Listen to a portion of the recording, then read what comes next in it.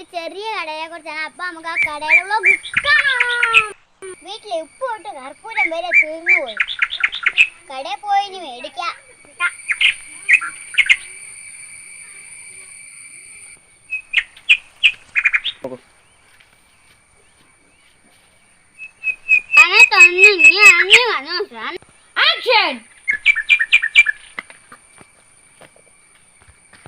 ചേട്ടാ ഏത്തപ്പഴം ഉണ്ടോ? എന്താ വില?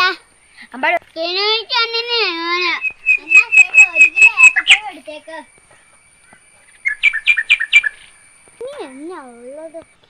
ചേച്ചി ഇത്രയും മണി ഏത്തപ്പഴം ഇനി എന്നാ വേണ്ട ചേച്ചി?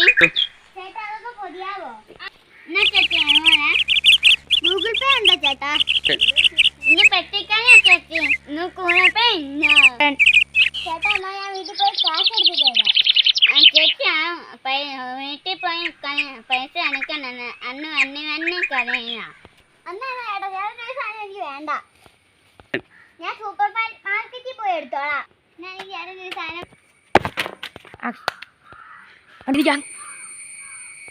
ആ കിളവൻ്റെ ഒരു കോപ്പിലെ കട. ആ കിളവൻ്റെ ഒരു